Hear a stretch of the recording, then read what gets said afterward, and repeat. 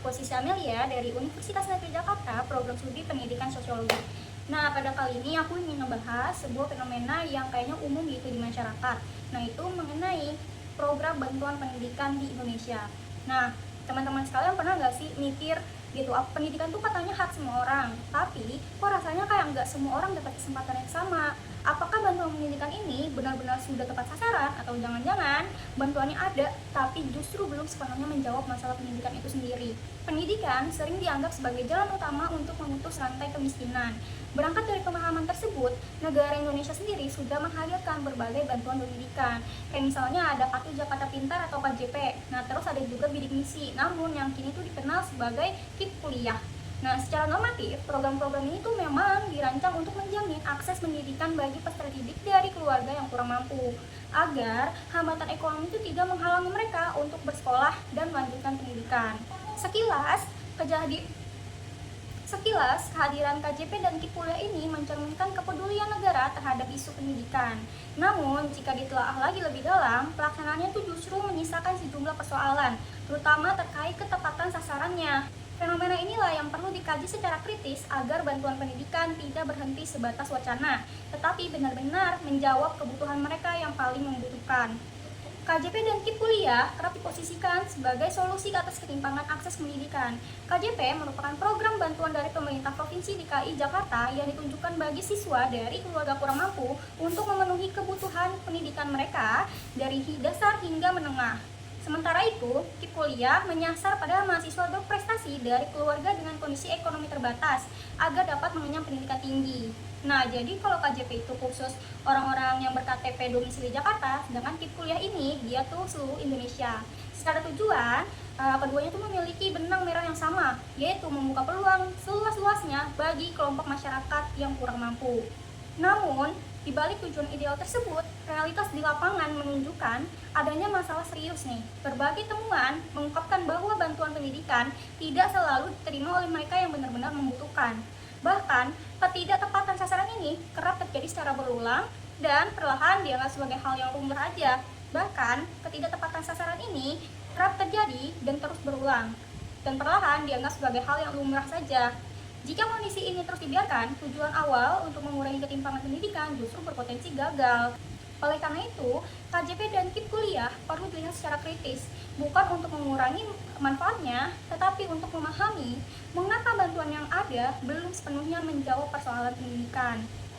Salah satu contohnya diberitakan oleh Detik pada Oktober 2023 lalu. Ketika pemerintah Provinsi DKI Jakarta melakukan verifikasi ulang penerima KJP, hasilnya ditemukan lebih dari 75.000 penerima yang dinilai tidak memenuhi kriteria keluarga kurang mampu. Kayak beberapa di antaranya tuh tidak memiliki alamat yang jelas, berasal dari keluarga PNS, TNI, atau Polri, memiliki mobil pribadi, memiliki NJOP di atas 1 miliar, hingga tercatat sudah keluar atau sudah pindah keluar wilayah DKI Jakarta. Masalah serupa juga terjadi di program KIP Kuliah. Pada 2024, Detik Jateng itu memberitakan kasus seorang mahasiswi Universitas Diponegoro atau UNDIP yang berinisial CMJ yang menerima KIP Kuliah tetapi diketahui menjalani gaya hidup mewah dan aktif sebagai influencer, lebih tepatnya sebagai selebgram. Unggahan media sosialnya itu menunjukkan kemampuan membeli barang-barang mewah hingga merencanakan pembukaan merek kekayaannya sendiri. Kasus ini memicu kemarahan publik nih, karena hal ini dianggap kurang beretika gitu, hingga mendorong warganya itu mengungkapkan dugaan penerima lain yang tidak tepat sasaran juga. Jadi mereka tuh drop name terutama di media sosial X atau Twitter. Nah, hingga beberapa pemilih ini mengundurkan diri dari program KIP Kuliah. Reaksi publik tersebut ini sebenarnya wajar ya, karena mengingat masih banyak mahasiswa yang benar-benar bergantung pada bantuan negara untuk terus menyelesaikan pendidikan mereka. Di sisi lain, TBC News mengangkat kisah mahasiswa penerima KIP Kuliah yang memang berasal dari keluarga kurang mampu. Kayak misalnya Yuni, dia tuh mahasiswi semester 2 di salah satu Universitas Semarang yang berasal dari keluarga dengan ekonomi terbatas. Ayahnya sendiri bekerja sebagai buruh harian lepas, sementara ibunya hanya ibu rumah tangga tanpa penghasilan tetap. Nah, ia mengakui bahwa KIP Kuliah memang sangat membantu dia untuk bayar UKT. Namun, uang saku yang diterima tuh katanya belum cukup untuk memenuhi kebutuhan hidupnya seperti biaya kos dan kebutuhan hariannya, sehingga ia itu tetap berhemat dan mencari penghasilan tambahan dengan menjadi guru les. Berbanding terbalik dengan Yuni, ada pula cerita cerita dari mahasiswa bernama Robert. Nah, dia tuh secara ekonomi tergolong tidak mampu. Namun, pada saat dia mendaftar sebagai penerima KIPKA, dia tuh nggak lolos. Nah, makanya dia tuh tetap melanjutkan kuliah dengan bantuan saudara-saudaranya. Dan kalau misalnya buat ngerjain tugas dan segala macam yang membutuhkan laptop, dia tuh minjem ke teman-temannya. Serta dia tuh harus hidup hemat ya, karena dia kan gagal menjadi penerima KIP kuliah. Nah, makanya itu dia tuh sering sedih kalau mendengar adanya dugaan penerima bantuan yang tidak tepat sasaran. Pengamat pendidikan menilai bahwa persoalan utama terletak pada tata kelola KIP kuliah yang dinilai tertutup, kurang transparan, dan minim pengawasan. Proses seleksi itu sepenuhnya diserahkan pada perguruan tinggi tanpa melibatkan pihak eksternal. Sementara data kemiskinan tuh belum terintegrasi secara nasional. Nah, akibatnya data tuh mudah dimanipulasi melalui dokumen administratif seperti surat keterangan tidak mampu. Kondisi ini membuka peluang bagi penerima yang tidak layak, sementara mereka yang seharusnya berhak justru tersingkir. Teman-teman sendiri pernah nggak sih ngedengar cerita dari kanan kiri gitu lah, kalau ada nih penerima KIPKA atau KJP yang memoto rumah tetangganya atau bahkan ngebayar RT RW-nya untuk bikin surat keterangan tidak mampu. Dampak dari ketidaktepatan sasaran ini tidak bisa dianggap remeh ya teman-teman, karena selain menyebabkan pemborosan anggaran negara, kondisi ini juga memperkuat rasa ketidakadilan sosial. Bantuan yang harusnya menjadi instrumen untuk mengurangi kesenjangan justru berpotensi menciptakan ketimpangan baru, dan hal ini juga membuat kepercayaan masyarakat menurun kepada program bantuan yang dibuat oleh pemerintah. Dengan demikian, kenapa salah sasaran sama dengan gagal menjawab masalah pendidikan? Ya karena ketidaktepatan sasaran program KJP dan KIP kuliah ini pada akhirnya membuat tujuan utama bantuan pendidikan tuh nggak tercapai. Bantuan yang seharusnya menopang siswa dan mahasiswa dari keluarga kurang mampu agar dapat fokus belajar justru dinikmati oleh mereka yang secara ekonomi relatif aman.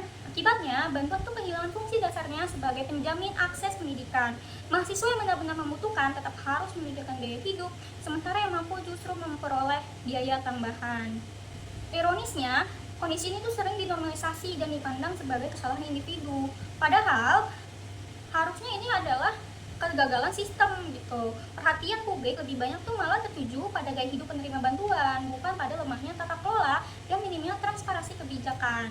Maksudnya, selama sistem seleksi dan pendataan tidak dibenahi, bantuan pendidikan tuh ya tetap aja beresiko menjadi kebijakan simbolik yang terlihat peduli atas kertas, tapi gagal menjawab akar permasalahan pendidikan itu sendiri. Oleh karena itu, pemerintah tuh perlu melakukan pembenahan serius terhadap sistem pendataan sosial dan ekonomi masyarakat. Integritasi data kemiskinan secara nasional harus menjadi prioritas agar penyaluran bantuan pendidikan tuh benar-benar berbasis kondisi yang real, bukan hanya sekedar dokumentasi administratif. Selain itu, proses seleksi dan verifikasi itu perlu dibuat transparan dengan melibatkan pihak independen guna meminimalkan penyalahgunaan wewenang, dan juga kayak pemerintah tuh perlu diperlakukan pengawasan secara berkala. Jadi enggak cuma pas awal dia menerima aja, tetapi setiap semester atau setiap kenaikan kelas itu harus dicek ulang. Pada dasarnya, KJP dan KIP kuliah merupakan langkah progresif dalam upaya pemerataan pendidikan. Namun, berbagai kasus ketidaktepatan sasaran menunjukkan bahwa persoalan pendidikan Indonesia tidak hanya berkaitan dengan ketersediaan bantuan, tetapi juga dengan tata kelola, ketimpangan struktural, dan kemampuan negara membaca realitas sosial. Jadi dari semua yang pingin itu kita bisa tahu nih kalau persoalan KIP kuliah dan KJP itu bukan seputar ada bantuannya atau enggak, tapi masalahnya justru ada di siapa yang menerima dan siapa yang akhirnya harus berjuang sendiri. Ketika bantuan pendidikan itu salah sasaran, maka dampaknya itu akan sangat nyata, di mana ada orang-orang yang benar-benar butuh tapi harus tetap mikirin biaya hidup dengan kerja sampingan, atau bahkan pada akhirnya memutuskan putus kuliah atau putus sekolah. Namun di saat yang bersamaan ada nih orang yang sebenarnya mampu tapi justru ikut menikmati bantuan negara dengan selfishnya. Di titik ini, bantuan pendidikan jadi kehilangan makna dasarnya. Jadi pertanyaan yang harus kita renungkan itu bukan soal jumlah atau besaran anggarannya, tapi soal keadilannya. Apakah kebijakan pendidikan kita itu sudah benar-benar berpihak pada mereka yang paling membutuhkan atau tidak, gitu kan? Oke, segitu aja pembahasan kita kali ini tentang persoalan KJP, KIPKA kuliah, dan ketidaktepatan sasarannya. Semoga pembahasan ini jelas dan membuka kembali pikiran kalian semua untuk merenungkan tentang masalah yang aku bahas kali ini. Itu aja, kurang lebihnya mohon maaf. Aku Sisya Melia, pamit undur diri. Dadah semua.